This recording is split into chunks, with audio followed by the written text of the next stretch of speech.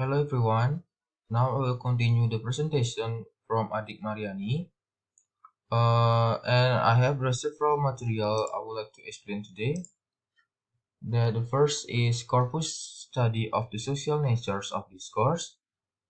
Second is collocations and corpus studies. Third is corpus studies and academic writing.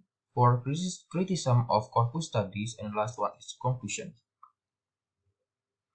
Corpus studies of the social natures of discourse. Corpus studies have also considered what the use of the discourse mean in wider social terms. For example, Swallows 2003 asks whether the use of spoken language in academic setting can help us understand whether the university is a single community of practice or a set of tribalized categories of communities of practice. We found spoken discourse to be unpretentious in terms of vocabulary choice. Is also general avoid name dropping and the use of obscure references.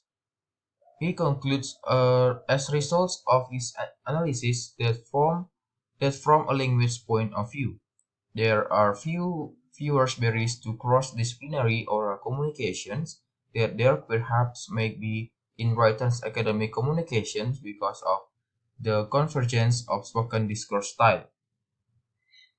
Scholars also found the same level of informality and casualness in academic speech as in conversational discourse. The following example from the opening of an ecology colloquium is an example of this. This example shows the extent coordinations of casual units by the use of and refers to above. The hedgy sort of the beginning is also typical of conversational discourse as well as spoken academic discourse. This is the example. What we plan to hear is I will talk for a little bit about a sort of underlying theoretical framework that we think we are operating under here. And then when I finish that, there will be just 5 minutes or so, and then I will talk about the work that we are doing in Nicaragua. And when I finish talking about the work that we are doing in Nicaragua, why I will talk about the work that we are doing in Mexico. And then finally, when she finish, why I will come back and up here to talk. Uh, a little bit more reflective about how the theoretical framework fits into the work that we are doing and what we plan to do in the future and how people might see be wanting to join us. Okay, that is the example of swallows found uh, swallow found the same level informality and casualness in academic speech as in the conversational discourse. Next, Highland 2000b study of generic structures of second language students' dissertations enlargement is a further example of corpus study which examines the discourse structures of part of genre, as well as role of this part of the discourse. Its analysis show not only the typical ways in which these texts are organized, but also how students use their text to display their disciplinary membership and make work at the same time, and as they express gratitude to the people that have helped them in their academic undertaking. The following is the example of one of the students in Highlands to study express gratitude in their dissertation understanding sections. The writing of an MA thesis is not an easy task. During the time of writing, I received support and help from many people. In particular, I'm profoundly indebted to my supervisor, Dr. Dr. James Pong, who was very generous with his time and knowledge and assist me in each step to complete the thesis. I am grateful the School of Humanities and Social Science of HKUST, whose research travel grants made my fieldwork possible.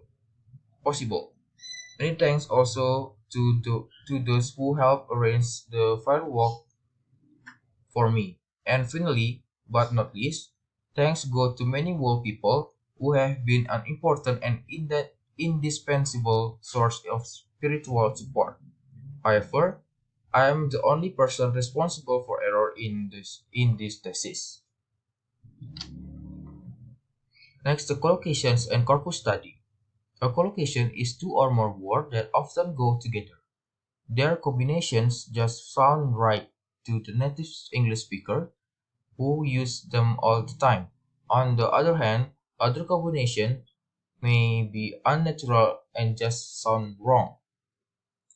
For example, natural English, the fast train and fast food, and unnatural English, the quick train, quick food. Example, there is the one of and that is the correct one, and wrong, that is the one of quick trains in this country. Corpus studies used to examine collocations in spoken and written discourse. Example, Highland and Say 2004 study of dissertations enrichment by searching their corpus to see how the writers typically express gratitude and then what item typically occur to the left of the item thanks.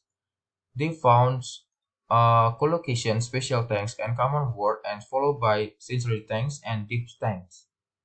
Berthoud's 1994 found is in his study that writers frequently use personal chaining and hyphenate item in personal advertisement. Personal chaining, there are athletics, adorable 18 until 32 years old, and hyphenate items, that is good looking. There was also high use of conversationalized abbreviations for collocation, such as uh, SEM for single Asian male and SBF for single white female. Collocation is important since it tells us what word combinations are frequently used in the language. For example, if we happen to have headaches and want to tell other people about this, we may choose to say that we simply have a headache. However, headaches can differ in intensity, so we may want to modify the word headache with an adjective. Search in corpus can tell us what the most common adjective collocates of the word headache are. I found this collocation in the British National Corpus, and I found the major headache, bad headache, severe headache, and throbbing headache. This is the mark of the frequency of these collocations.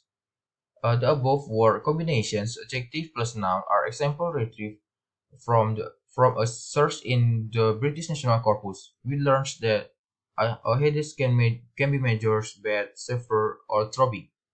The most frequent collocation seem to be major headache. The most frequency to be major headache. If we look more closely at the list of the possible collocates, we also find examples like a splitting headache and terrible headache. Corpus studies and academic writing. Corpora have been extremely useful for academic writing teachers in they are able to show how language is used in particular academic genre. For example, Highland 2002 study about the use of personnel in Hong Kong student academic writing in analysis of word cluster in published research article and graduate students writing. Flowerdew 2011b described three main approaches to corpus-based discourse analysis used in the study of academic writings that are: first is textual approaches, focus on language patterns, text often, although not necessarily in relations to the discourse structure of text. Second is critical approach aim to draw together aside from critical discourse analysis and the tools of corpus-based analysis. Third is contextual approach takes situational factors in account use, for example, interview data and other ethnographic technique to try to gain an insider view of the world in which the texts are written.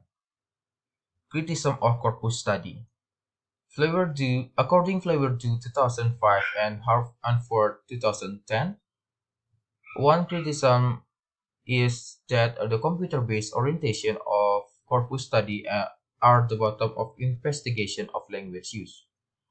According Widdowson 1995 and 2020 and 2000, Puritans 2009.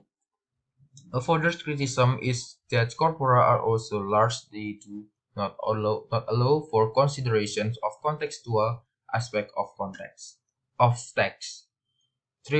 According Trable 2000 and providing a detailed discussion contextual features can be considered in corpus help address that issue.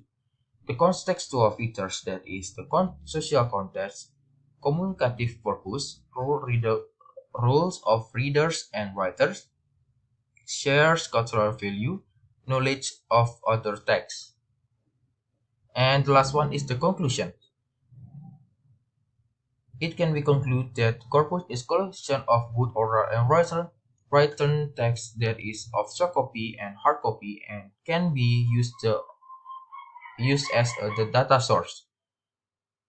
In this case, all type of linguistic units, word, phrase, clause, sentence, and discourses are sourced to be part of the corpus as long as they are collected into the one unified form, but not if it doesn't not become a unit collection, then it cannot be said the corpus. Therefore, the data called corpus is also identical to a large amount of data, or has sufficient quantity. Therefore, a corpus is also referred to as corpora or language bank. The corpus can be said to access the data source that contains linguistic units that are ready to be investigated. For example, a dictionary has been made by author or writer.